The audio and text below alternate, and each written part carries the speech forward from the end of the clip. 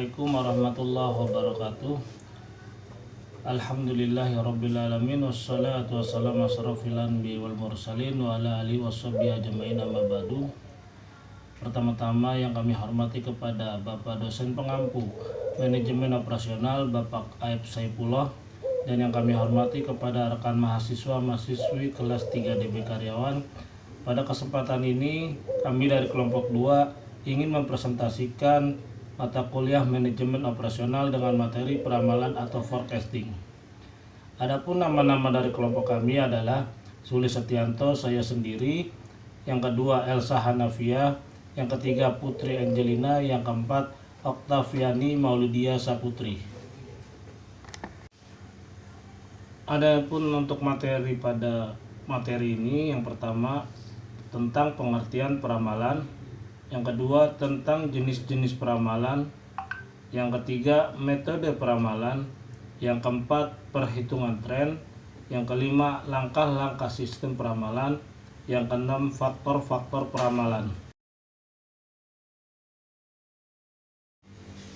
Untuk pembahasan yang pertama tentang pengertian peramalan.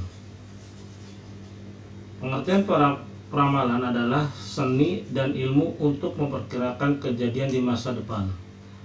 Adapun fungsinya untuk peramalan yaitu terlihat pada saat pengambilan keputusan.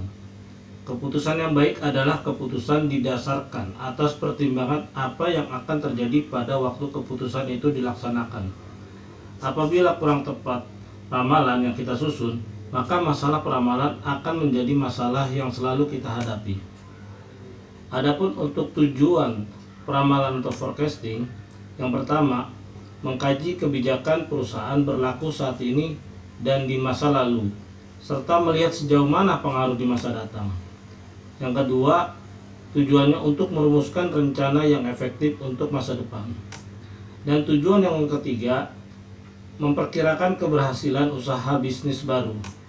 Dan tujuan yang keempat, memperkirakan kebutuhan keuangan.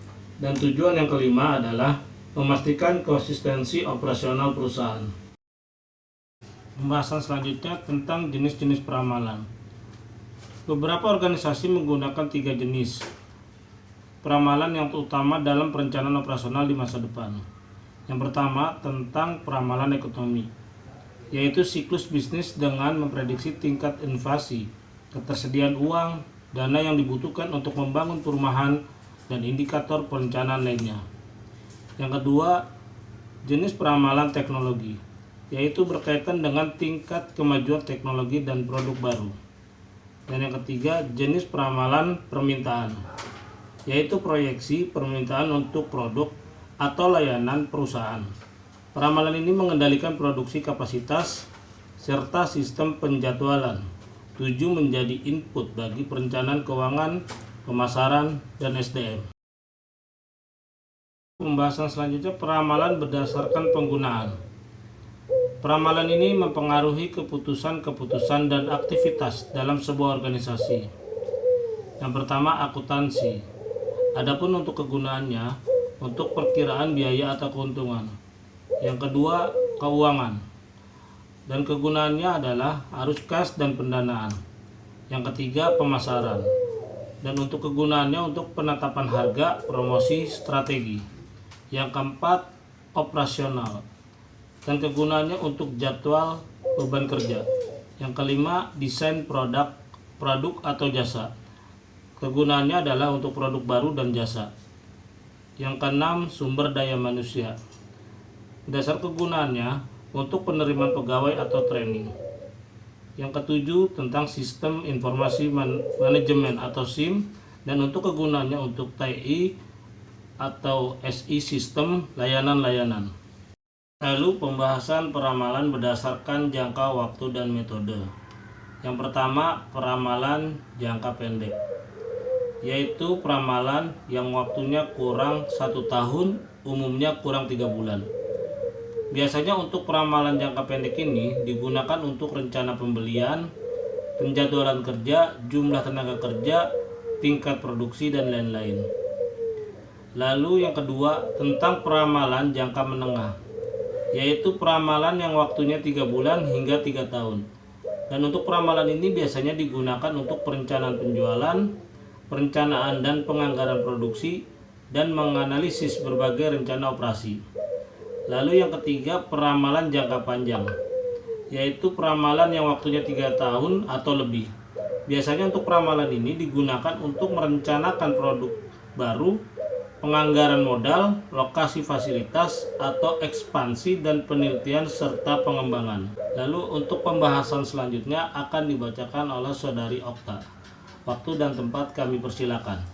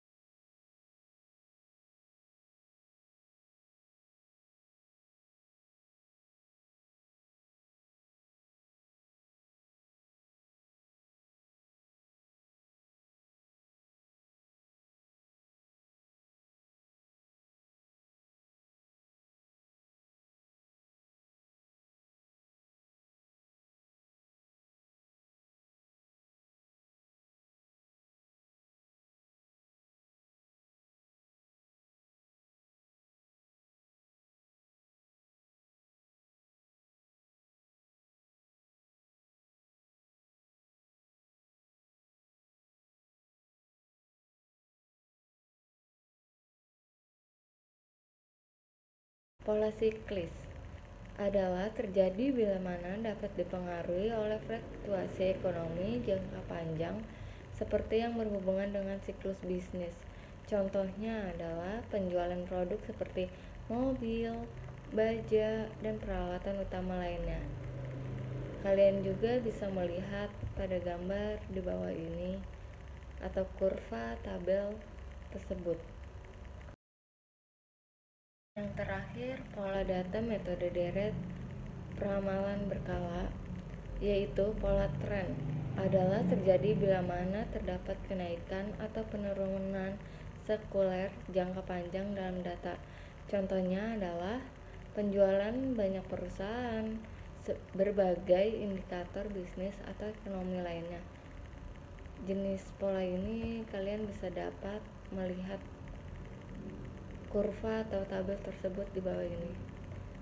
Materi selanjutnya akan dijelaskan atau akan dibacakan oleh Putri Angelina.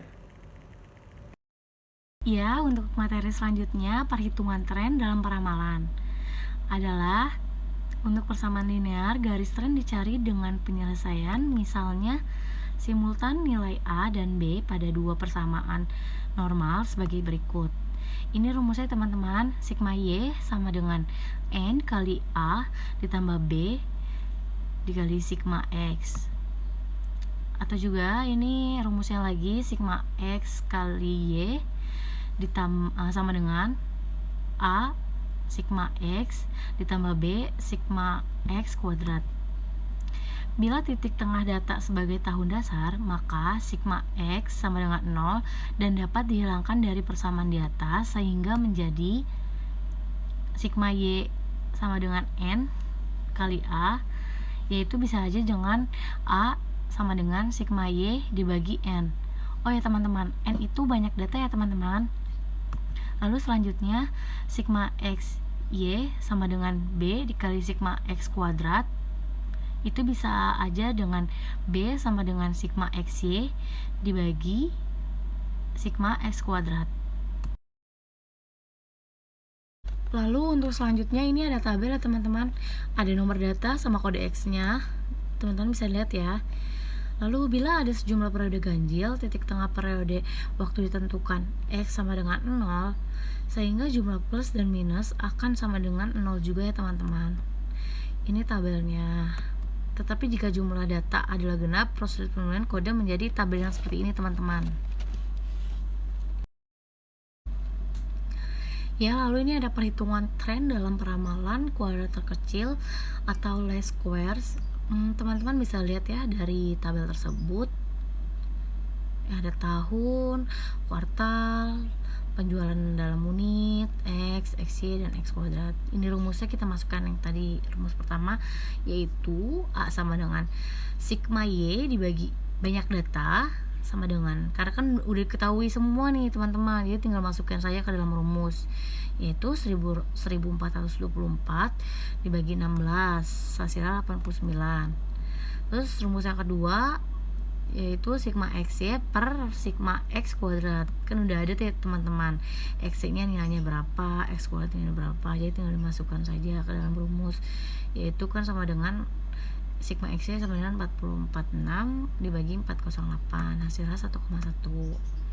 Jadi persamaan peramalan dalam bentuk Y sama dengan A ditambah B kali X adalah Y ditambah 89 ditambah 1,1 X. Kita cari X nya ya kan.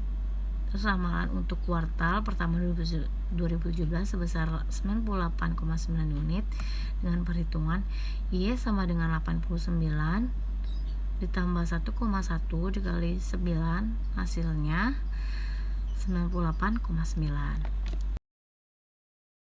Teman-teman, untuk selanjutnya ini ada contoh soal atau kuis, yaitu data contohnya ya teman-teman, itu data penjualan PT Lancar Jaya dari tahun 1996 sampai 2006. Ini ya teman-teman. Jadi waktu pertama itu 1996, pendapatannya itu 17.500. Tahun selanjutnya dia ada kenaikan 21.500, tahun selanjutnya ada kenaikan 24.000 sampai 2006. Teman-teman bisa dilihat ya, ada kenaikan. Tapi ini nggak selamanya kenaikan tuh income-nya. Teman-teman bisa lihat di sini ada rumus tertentunya, dia berapa kali naik, 1.000 kah, 2.000 kah, atau 2.500. Nah, saya di sini mau tanya kepada teman-teman, berapa peramalan untuk tahun 2007 dan 2008? bisa dijawab ya teman-teman.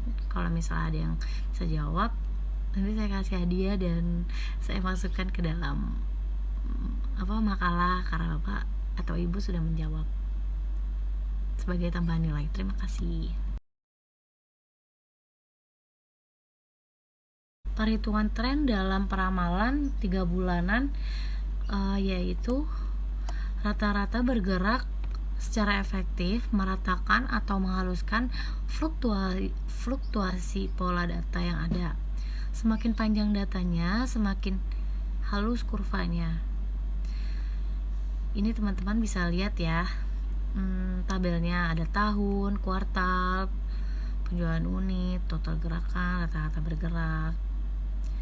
Jadi dia dihitungnya per 3 bulan sekali, dibagi 3 teman-teman, untuk menghitung cara total gerakannya.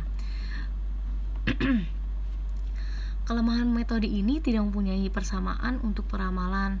Sebagai gantinya adalah nilai rata-rata bergerak terakhir sebagai ramalan periode berikutnya. Seperti dalam contoh adalah sebesar 97,7. Langkah-langkah sistem peramalan. Ada 7 langkah dasar sistem peramalan, yaitu yang pertama, menetapkan tujuan peramalan. Kedua, memilih unsur yang akan diramalkan. Ketiga, menentukan horizon waktu peramalan. Keempat, memilih jenis model permodelan. Kelima, mengumpulkan data yang diperlukan untuk melakukan peramalan. Keenam, membuat peramalan. Ketujuh, memvalidasikan dan menerapkan hasil peramalan.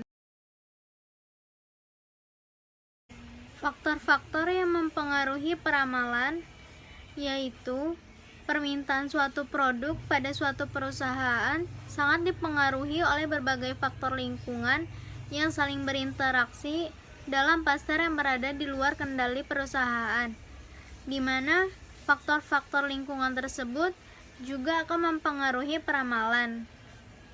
Berikut ini merupakan faktor lingkungan yang mempengaruhi peramalan. Pertama, kondisi umum bisnis dan ekonomi. Kedua, reaksi dan tindakan pesaing. Ketiga, tindakan pemerintah. Keempat, kecenderungan pasar. Kelima, siklus hidup produk. Keenam, gaya dan mode. Ketujuh, perubahan permintaan. Kedelapan, inovasi teknologi. Kesimpulan peramalan. Peramalan atau forecasting merupakan bagian terpenting bagi setiap perusahaan atau organisasi bisnis dalam setiap pengambilan keputusan manajemen. Forecasting adalah suatu teknik analisa perhitungan yang dilakukan untuk memperkirakan kejadian di masa depan dengan menggunakan referensi data-data di masa lalu. Peramalan bertujuan untuk memperkirakan prospek ekonomi dan kegiatan usaha serta pengaruh lingkungan terhadap prospek tersebut.